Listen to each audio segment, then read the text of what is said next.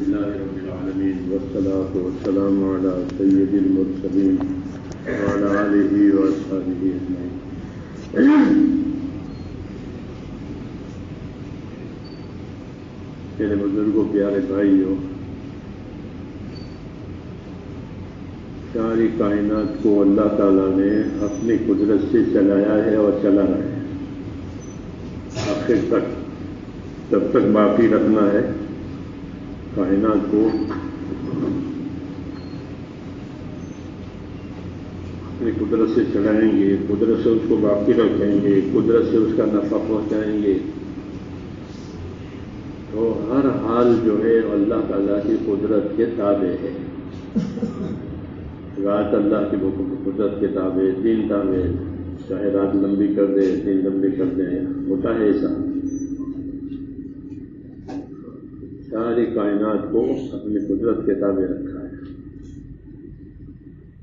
اور بہت سی چیزوں کو اللہ نے ہمارے کام میں لگایا ہے اپنی قدرت سے. اس کو تسخیر کہتے ہیں. آسمانوں کو، زمینوں کو، ہوا کو، پانی کو اور بڑی بڑی مخلوق کو انسانوں کے کام میں لگایا. وَسَخَّرَ لَكُم مَّا فِي السَّمَاوَاتِ وَالْأَرْضِ، زمین آسمان کی چیزوں کو تمہارے کام میں لگایا ہے. فرشتے ہمارے کام میں ہیں. بعض فرشتے ایسے ہیں جن کو صرف ہماری حفاظت کی ذمہ داری ہے کہ انسان کی حفاظت کرو. اس کو حفاظہ کہتے ہیں. حفاظت کے لیے رکھا. اگر وہ حفاظت نہ کرے تو کہا کہ شیاطین ان کو اچک لے.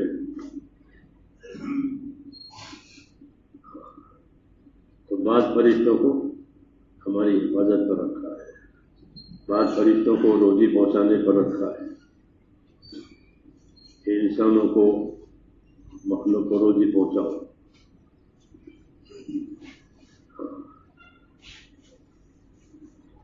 اس کو تسخیر کہتے ہیں. یعنی کام میں لگایا آسمانوں کو، زمینوں کو، ہوا، پانی، فرشتے، یہاں تک کہ انسان کے اعضاء وہ بھی کام میں لگے ہوئے ہیں. جی ہاں، آنکھ کو دیکھنے کے لیے، کان کو سننے کے لیے، زبان بولنے کے لیے بنا دیا ان کو. یہ سب تابع ہیں. اس کو تسخیر کہتے ہیں. اور یہ سب اللہ تعالیٰ کی نعمتیں ہیں کہ ہمارے کام میں لگا دیا، ہمارے نفع میں لگا دیا. بعض چیزوں کا نفع ہم کو معلوم ہے، بعض چیزوں کا نفع نہیں معلوم.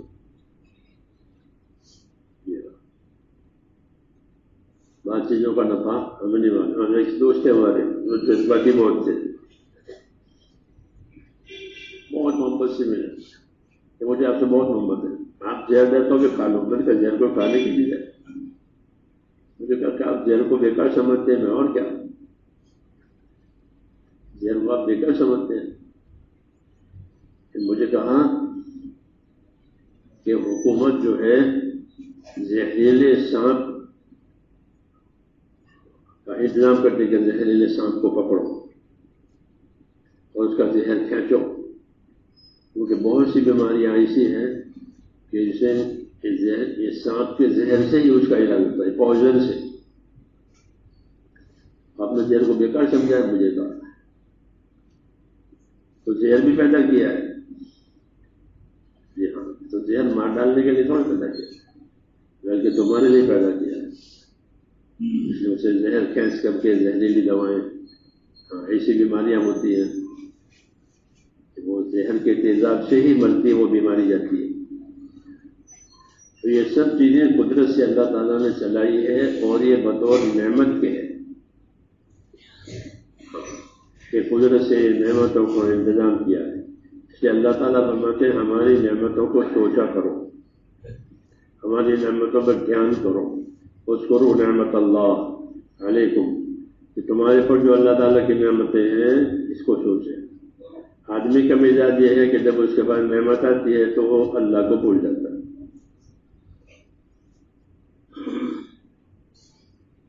یہ اس کا مزاج ہے.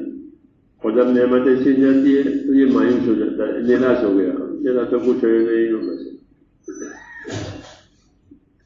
تو تو اس کو کوئی حالت راش نہیں آتی. یہ نعمتیں ہیں تو بہک جاؤ کہ تو کون اور میں کون نعمتوں میں. وَإِذَا أَنْعَمْنَا عَلَى الْإِنسَانِ أَعْرَضَ فَنَأَى بِجَانِبِهِ. جب میں انسان کا انعام اکرام کرتا ہوں تو یہ دور ہو جاتا ہے, منہ پھیر لیتا ہے کہ اب تو میں مالدار ہو گیا, ہاں اب تو میں حقدار ہو گیا, اب تو میری صحت ٹھیک ہو گئی, اب کوئی پرواہ نہیں ہے. ہاں اور دور ہوتا ہے. فَنَأَى بِجَانِبِهِ وَإِذَا مَسَّهُ الشَّرُّ فَيَئُوسٌ. اور جب اس کو کوئی ناگواری مصیبت پہنچے پھر نراش کہ اب کچھ نہیں, بہت پریشان ہو یہ بھائی. حالانکہ یہ سب چیزیں اللہ تعالیٰ اپنی قدرت دکھاتے ہیں.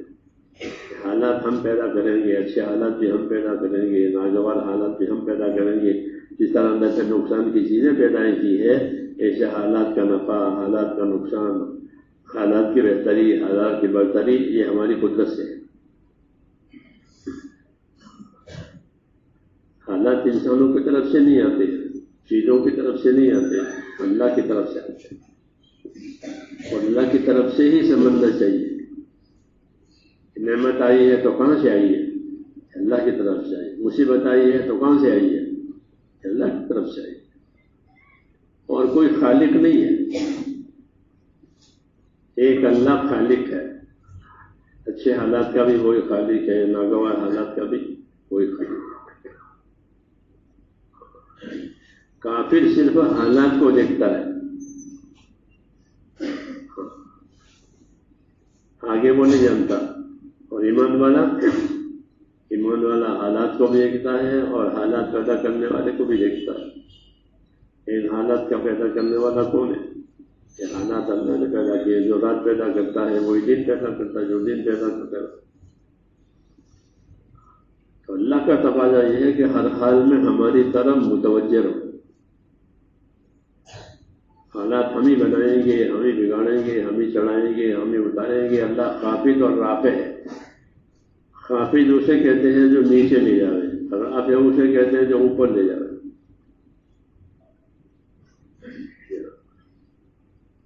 بچے کہتے ہیں وہ اوپر جاتے ہیں نیچے آتے ہیں.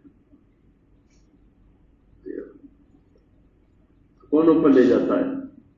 کہ اوپر اللہ لے جاتے ہیں. کون نیچے لے جاتا ہے؟ کہ اللہ لے جاتا ہے. تو ایمان کا تقاضا یہ ہے کہ ہر حال کو کس کی طرف سے سمجھے؟ اللہ کی طرف سے سمجھے. کسی کی طرف سے کوئی حال نہیں آتا, اللہ کی طرف سے آتا ہے. جو دن لاتا ہے وہ دن کے حالات لاتا ہے, جو رات لاتا ہے وہ رات کے حالات. اس سے اللہ کی دعوت یہ ہے کہ ہر حال میں ہماری طرف متوجہ رہو. میرے ہاتھ میں چابیاں ہیں, اللہ کہتے ہیں, زمینوں کی, آسمانوں کی, خزانوں کی ساری چابی یہ سب اللہ کے ہاتھ میں. اللہ کھولیں گے تو کھولیں گے, نہیں بند کریں گے بند جائے گا. جس کو اللہ بند کرے اس کو کھولے گا نہیں, اس کو اللہ کھولے اس کو بند کرے گا نہیں. ایک ہی اللہ ہے. یہ سمجھنا ضروری ہے, نہیں تو آدمی حالات سے متاثر ہو جائے گا. کہ حالات سے متاثر نہ ہو. ہاں, ہمیں متاثر ہونا ہے اللہ کے امر سے, کہ ہماری طرف اللہ کا کیا حکم ہے وہ ہمیں پورا کرنا ہے. جو آدمی اللہ کے امر کو پورا کرے گا وہ کامیاب ہوگا. جو اللہ کے امر کو پورا نہیں کرے گا وہ کبھی کامیاب نہیں ہوگا, چاہے کتنے اچھے حالات آ جائیں. مالدار نے اگر مالداری میں اللہ کا امر نہیں پورا کیا ہے, اس کی مالداری اسی کامیابی کے لیے کافی نہیں ہے. عہدے دار نے اللہ کا حکم نہیں پورا کیا ہے, اس کی عہدیداری کامیابی کے لیے کافی نہیں ہے. کامیابی تو اللہ تعالیٰ نے صرف اپنے حکموں کے پورا کرنے میں رکھی ہے. یہ سمجھنا ہے. پھر حالات کو کیوں بنائے ہیں؟ کہ حالات کو امتحان کے لیے بنائے ہیں. ان حالات میں کون کیسے عمل کرتا ہے مجھے یہ دیکھنا, اللہ کہتے ہیں. اچھے حالات میں کون دین پر رہتا ہے، ناگوار حالات میں کون دین پر رہتا ہے. پھر اللہ حالات کو اس طرح بدلتے ہیں جس طرح رات کو دن سے بدلتے ہیں، دن کو رات سے بدلتے ہیں. حالات بدل جائیں گے، ان حالات میں جو عمل ہوا ہے وہ باقی رہے گا. اس لیے ہم کو حال کے تابع نہیں بنایا ہے، ہم کو کس کے تابع بنایا؟ حکم کے تابع بنایا. تم حکم کے ساتھ رہو، حال کے ساتھ نہیں.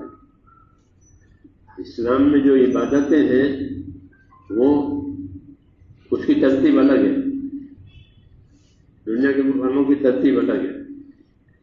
ہماری عبادت جو ہے چاند کے ساتھ ہے، چاند کے ساتھ قمری. ہم چاند دیکھیں گے. دوسرے لوگ ان کا حساب شمسی ہے، ان کے مہینے مقرر ہیں، سردی کے گرمی کے مہینے مقرر ہیں.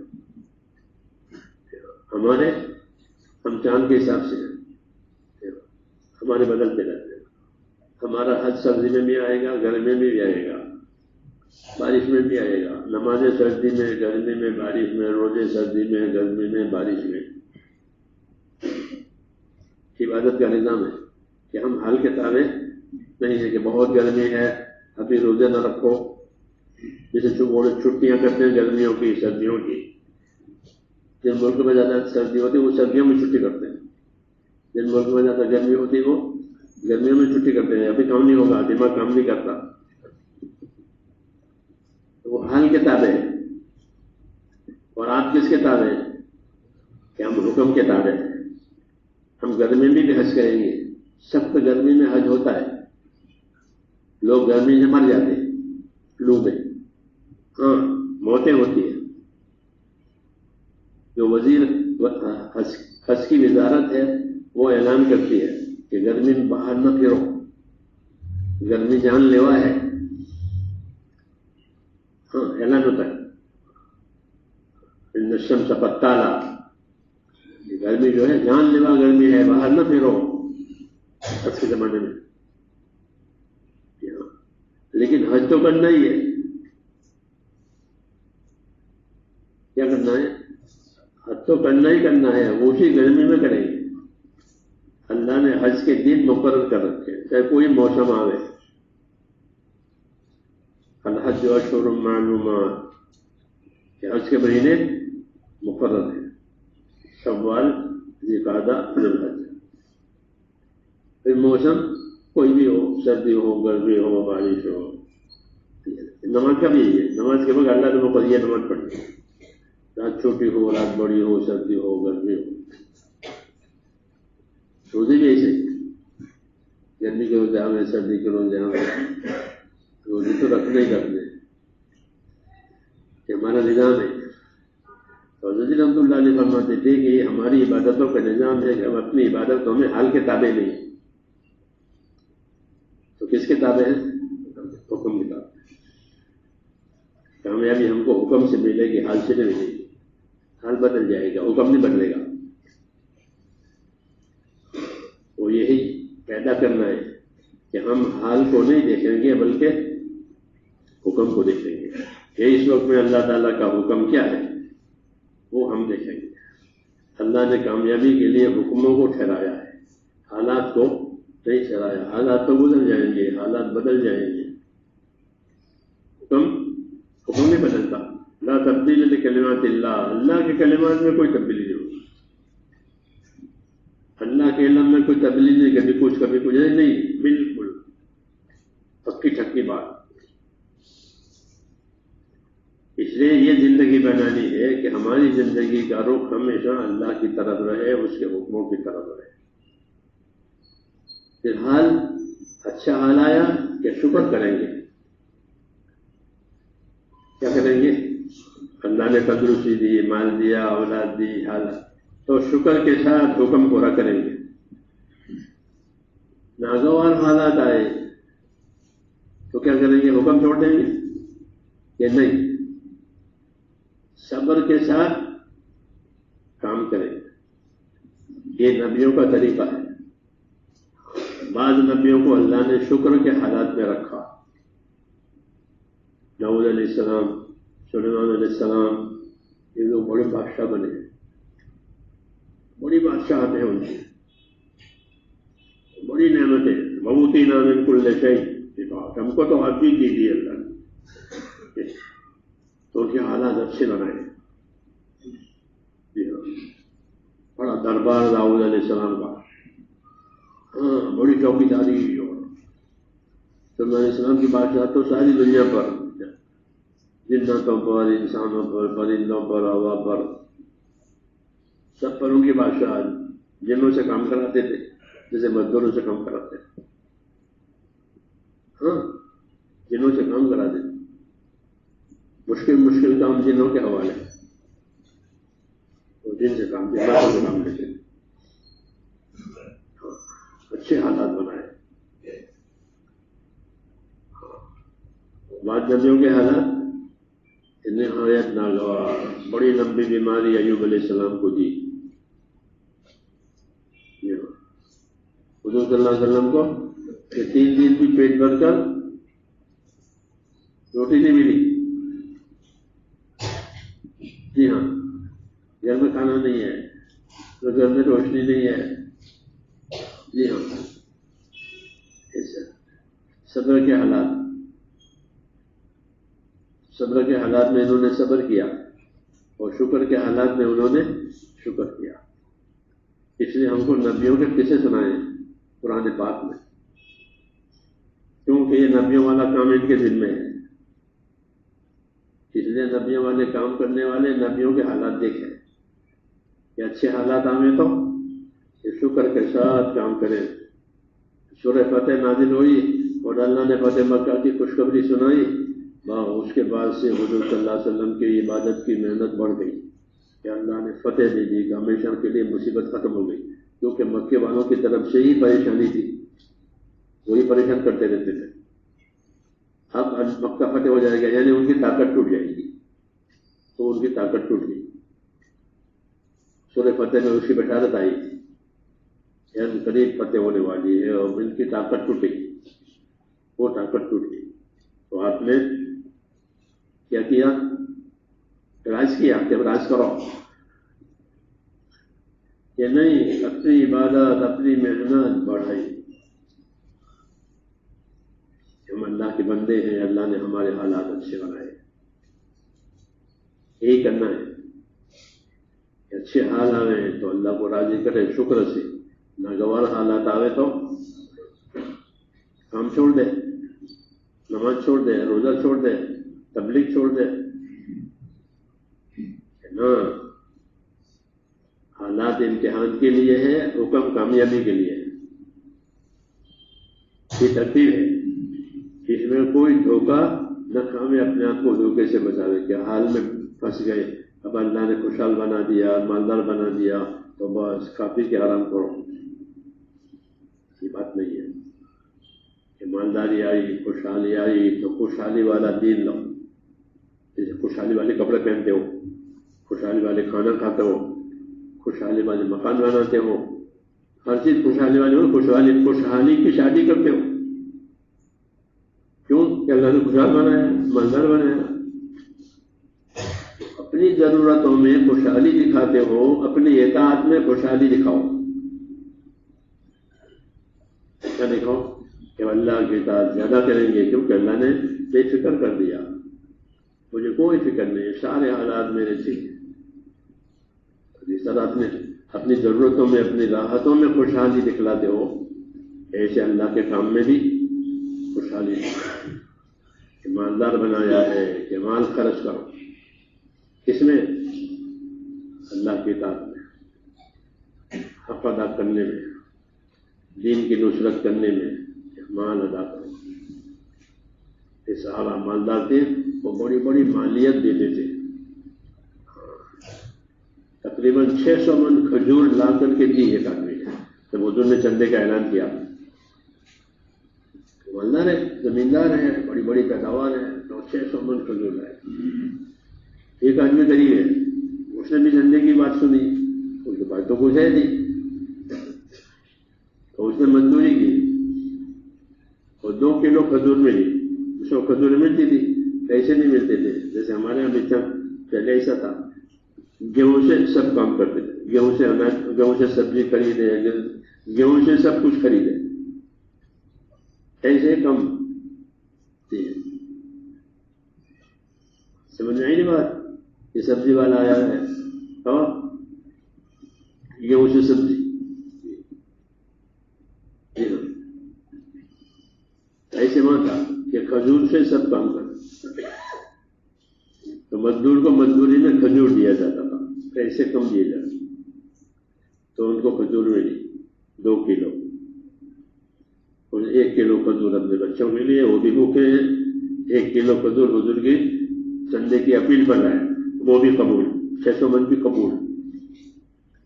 ہاں انہوں نے کہا ڈھیر کے اوپر ڈالو، جو 1 کلو ہے وہ ڈھیر کے اوپر ڈالو.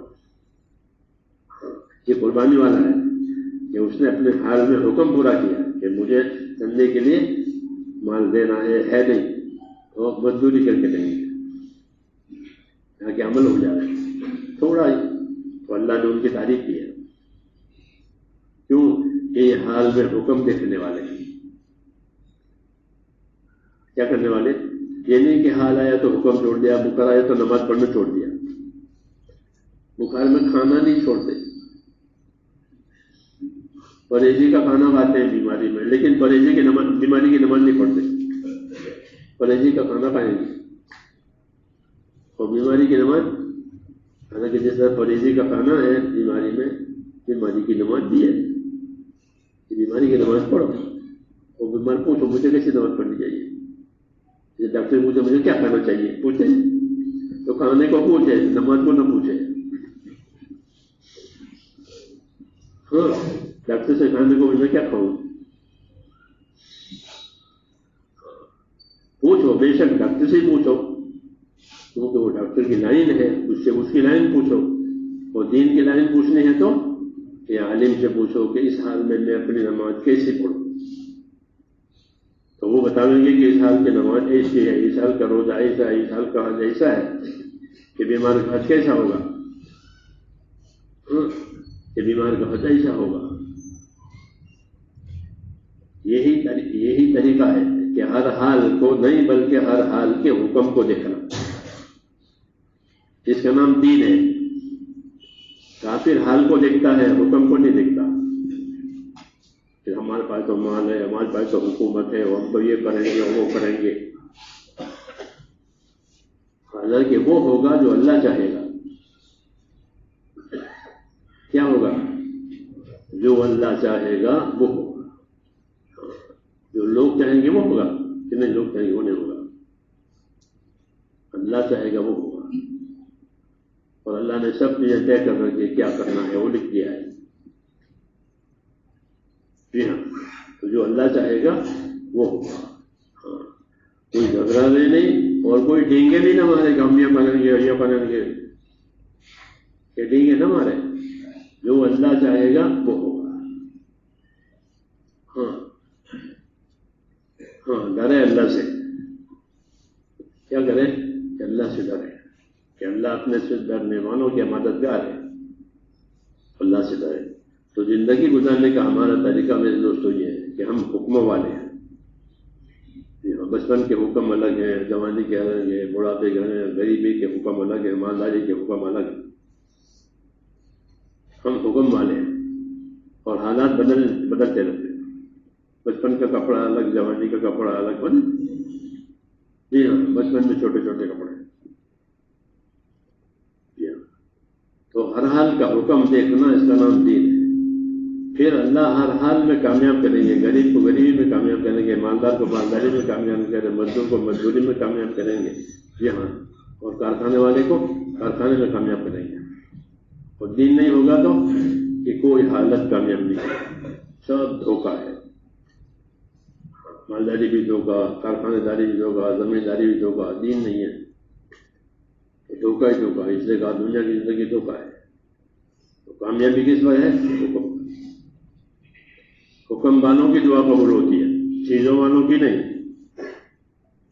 چیزیں ہو گئی کہ نہیں، حکم والے دعا مانگیں گے تو اللہ تعالیٰ ان کے حکم پورا کرنے کی وجہ سے ان کی مدد کرے گا. اسے نبیوں نے سکھایا کہ حالات بدل جانے کہ دعا والے بنو. کیا بنو؟ کہ دعا والے بنو. دعا والے کب بنو گے؟ کہ حکم پورا کرنے سے دعا والے بنو گے. روزہ دار کی دعا افطار کے وقت میں قبول ہوتی ہے، کیونکہ ایک حکم پورا ہو گیا، افطار ہو گیا. نمازی کی دعا نماز کے بعد قبول ہوتی ہے، کیونکہ ایک حکم پورا ہو گیا. حج میں حاجی کی دعا قبول ہوتی ہے. ذکر کرنے والے کی دعا ذکر کی وجہ سے قبول ہوتی ہے. تو دعاؤں میں جو قبولیت آئے گی وہ حکموں کے پورا کرنے کی وجہ سے آئے گی.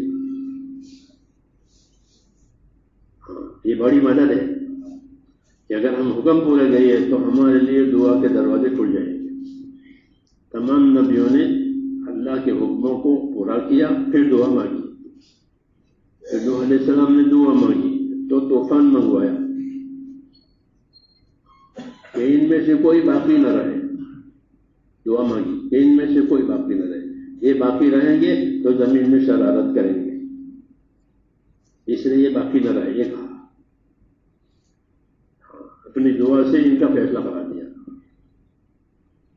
اگر دعا کام کر کے مانگی، کام چھوڑ کے دعا نے جو کام اللہ نے ان کے دل میں کیا تھا وہ پورا ہو گیا. تو آپ کب مانگو یہ دعا مانگی، یہ کام کے نہیں رہے ہیں، ان کو ختم کرو. اللہ نے ان کو ختم کر دیا.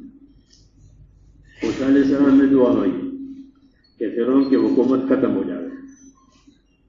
ہاں، کیونکہ بہت جبار آدمی ہے. کیسا ہے؟ بہت جبار.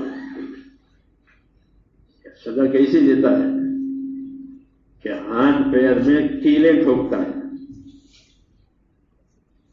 ہاتھ پیر زمین پر رکھا اپنے کیل ٹھوکتا.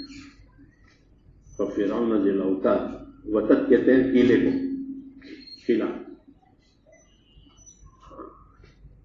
تو یہ کرتا اتنی سخت سزا لوگوں نے ذی الاوتاد. بڑی طاقت، بڑا ظلم. ہاتھ چھوٹا تھا، آج کے ہاتھ چھوٹا ہے، کسی کو مارا. کان من المسرفین، شاہ صاحب نے اس کا ترجمہ کہ ہاتھ چھوٹا، ہاتھ چھوڑ رکھے تھے، چھوٹا. اب اس کا کون مقابلہ کرے گا؟ موسیٰ علیہ السلام علیہ السلام ان کے سامنے جانے سے ڈرتے تھے. ہاں، اور اللہ سے کہتے کہ ہم کو ڈر لگا. ایسی تھی وہ حالت، سخت حالت. پھر کیا ہوا کہ پھر آخر میں کہ دعا کا استعمال کے پاس کوئی اسپیشل پاور ہے.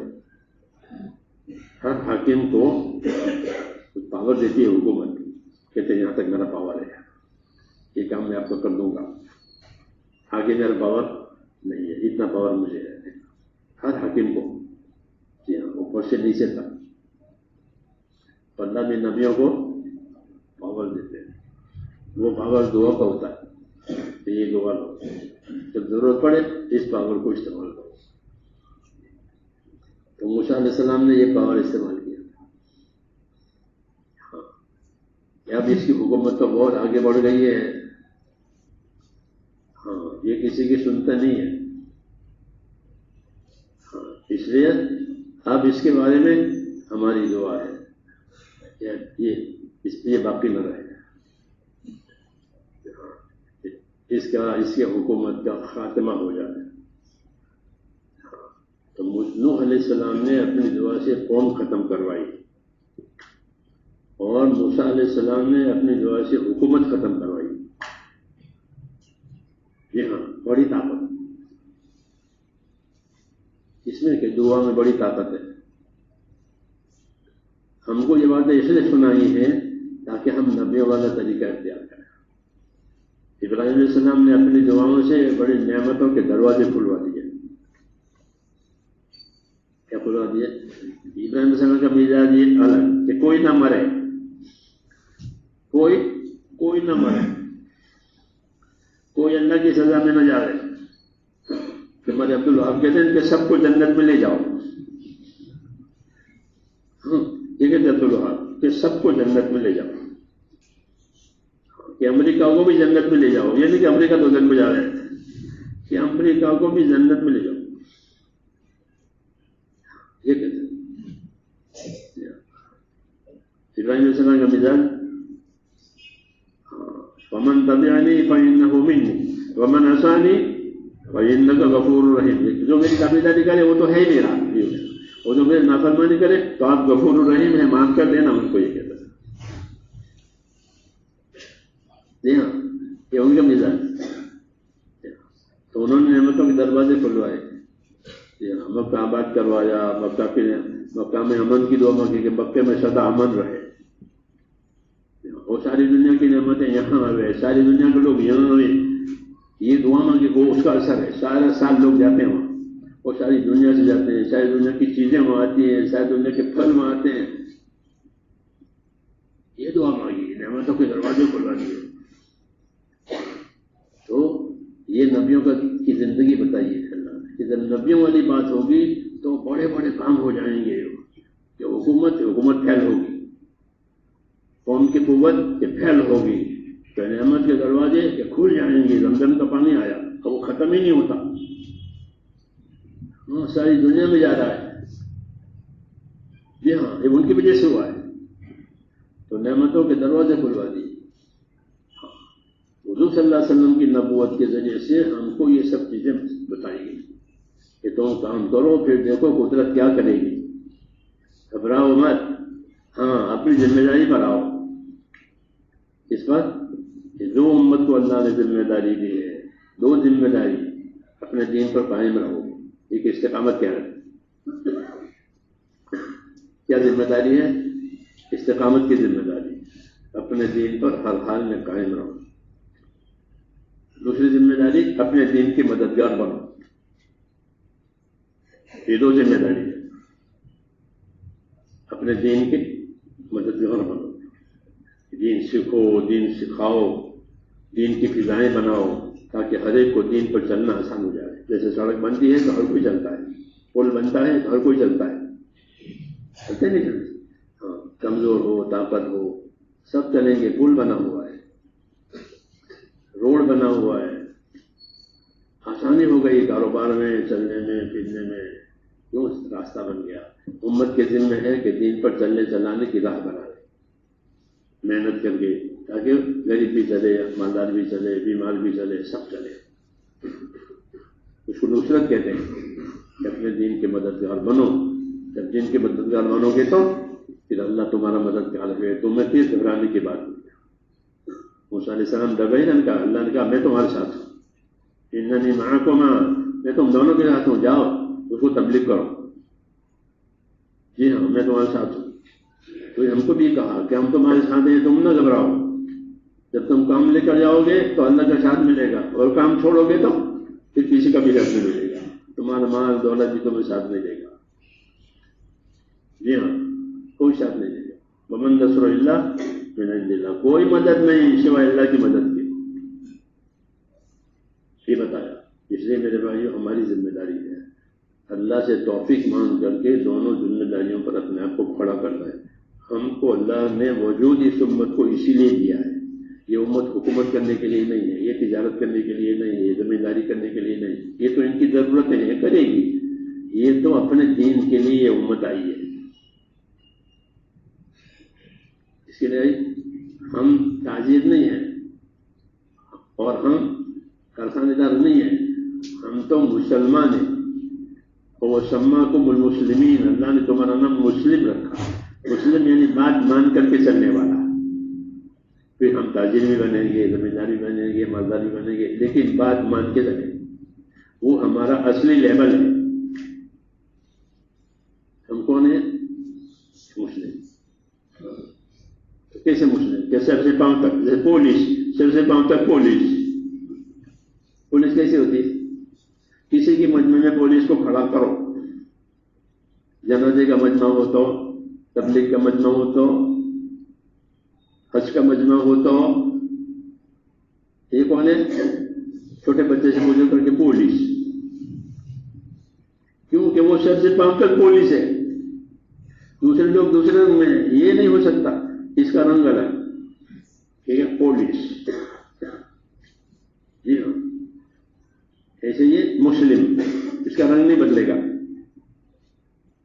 سر سے پاؤں تک مسلم. یہ کون ہے کہ مسلم.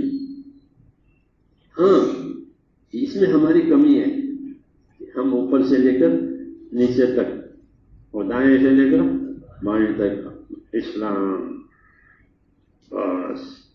یا پھر کہ اللہ تعالیٰ ان کے ساتھ ہے,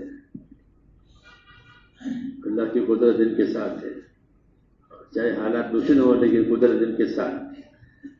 جی ہاں, قدرت ساتھ ہوتی ہے, حالات نہیں. حالات کبھی اللہ غریب بھی بناوے, کہ مالدار بناوے, بیمار بناوے, تندرست بناوے, یہ تو ہر انسان کے ساتھ ہے. لیکن قدرت ان کے ساتھ یہ کہ اللہ ایمان والوں کے ساتھ ہے. یہ بات تو یہ بننا ہے. ایمان کی محنت کریں گے تو ایمان والے بن جائیں گے. مالدار کی محنت کریں گے تو مالدار ہو جائیں گے, عہدیدار کی محنت تو عہدیدار ہو جائیں گے, لیکن اس میں کامیابی نہیں ہوگی. ایمان کی محنت کریں گے تو ایمان والے بنیں گے اور اس میں کامیابی بھی آ گئی. اس لیے میں نے کہا ہماری دو ذمہ داریاں ہیں, اپنے دین پر قائم رہنا اور اپنے دین کا مددگار بننا. دین سیکھ کر دین پر قائم رہو, سنت شریعت کے عمل کرنے کے لیے. پھر دعوت اس کو پھیلانے کے لیے, اس کو پھیلاؤ, اس کو سیکھو, اس کو سکھاؤ, اس کے لیے محنت کرو. پھر ہر حال کی کامیابی اللہ طے کرے گا. پھر تمہاری دعائیں قبول ہوگی. تمہاری مرضی جو ہوگی اللہ وہ کرے گا. اللہ کیا کرے گا کہ جو تم چاہتے ہو وہ اللہ وہ کرے گا. کیوں کہ تم نے وہ کیا جو اللہ چاہتے ہیں. یہ ہے تو اس کے لیے تیار ہے.